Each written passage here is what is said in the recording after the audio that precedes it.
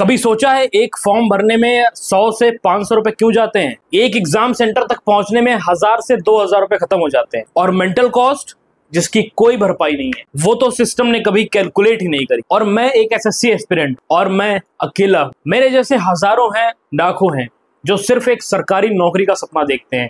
ये भाषा है उन तमाम परिवार के बच्चों की, उन तमाम परिवार के गरीब बच्चों की जिनकी आवाज आज सुनने को कोई राजी नहीं है। ये आवाज है उन सभी बच्चों की जो अपनी जवानी को हर साल दांव पर लगा रहे। 2018 से 2024 तक हर बार कभी सिलेबस चेंज, कभी फॉर्म चेंज, कभी ये पैटर्न चेंज, कभी वो पैटर्न चेंज, पर एग्जाम जब होता है तो सेंटर का पता ही नहीं होता।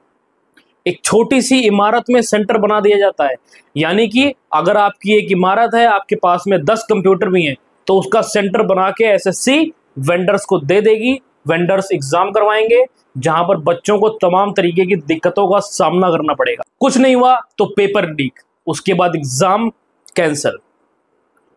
भाइयों, ये जो बच्चे सरकारी नौकरी की तैयारी कर रहे हैं, ये बच्चे कोई अमीर घराने के बच्चे ज्यादा नहीं है कि वो कहीं पर भी जाके कुछ भी खरीद के खा पी पाएंगे। ये जो बच्चे हैं, बहुत बच्चे ऐसे होते हैं जिनके माँ बाप गरीब किसान, कोई मैकेनिक या फिर कोई प्लम्बर है, जिनके पास में 500 रुपए भी बड़ी मुश्किल से आते हैं, जिनके पास में 10 रुपए का खाना खाने के बारे में भी उनको 2-3 बार सोचना पड़ेगा। आप उनको ऐसी जगह एग्जाम सेंटर दे देते हो 5-5, 600 किलोमीटर दूर, जिसकी कोई सुनवाई ही नहीं है। और फिर नया नोटिफिकेशन आता है, fresh dates will be announced soon. Soon का मतलब है यहाँ पर कि 6 महीने से 2 साल तक। मेरे पापा हर रोज पूछते हैं कि आखिर तुम्हारा रिजल्ट कब आएगा। मैं मुस्कुरा के जवाब तो दे देता हूँ कि आएगा, पर मैं अंदर से टूट चुका हूँ।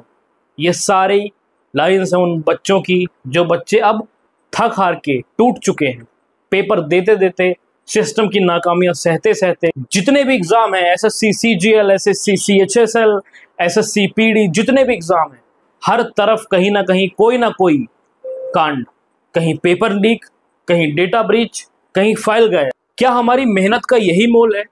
क्या गवर्नमेंट एग्जाम सिर्फ एक जोक, एक मजाक बन के रह गया? जहां सिस्टम की अकाउंटेबिलिटी होनी चाहिए, वहां वो अकाउंटेबिलिटी एक छोटे से वर्ड, एक छोटे से शब्द, टेक्निकल ग्लिच में छुप जाती है, जिसके बाद उनसे कोई सवाल पूछा नहीं जाता। 2018 में एसएससी का पेपर लीक हो, 2020 में स्टूडेंट ने प्रोटेस्ट किया, 2022 में पेपर फिर से लीक हो गया, 2025 में तो रिजल्ट ही नहीं आ पाया। जब पुलिस के एग्जाम में चीटिंग हो, जब टीचर के एग्जाम में चीटिंग हो, देश चलाने वालों के एग्जाम में चीटिंग हो, तो सोचो देश का फ्यूचर कहाँ जाके रुकेगा यार। हर फॉर्म भरने के बाद एक उम्मीद होती है कि हमारा एग्जाम होगा, हमारा पेपर होगा, हमारा रिजल्ट आएगा, हमारा नतीजा आएगा, पर आपके झूठे वादों के साथ वो मानसिक तनाव इतना बढ़ जाता है कि बच्चे बेचारे डिप्रेशन में आ जाते हैं।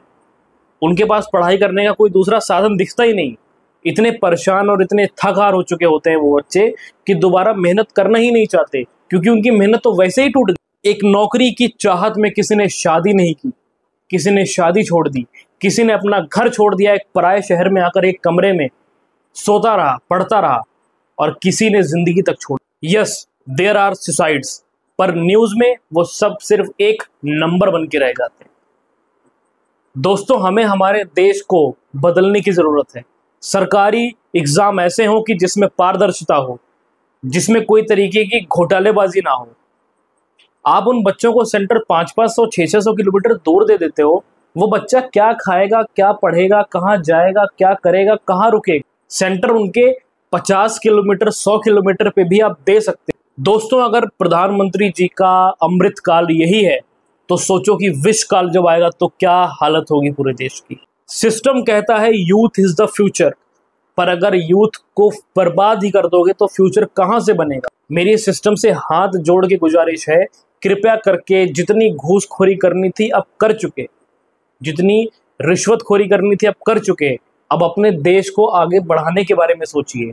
जो बच्चा प्रिपरेशन कर रहा है, जिस बच्चे का आपकी नाकाम नीतियों की वजह से सिलेक्शन नहीं हो पा रहा है, उस बच्चे का सिलेक्शन कराइए।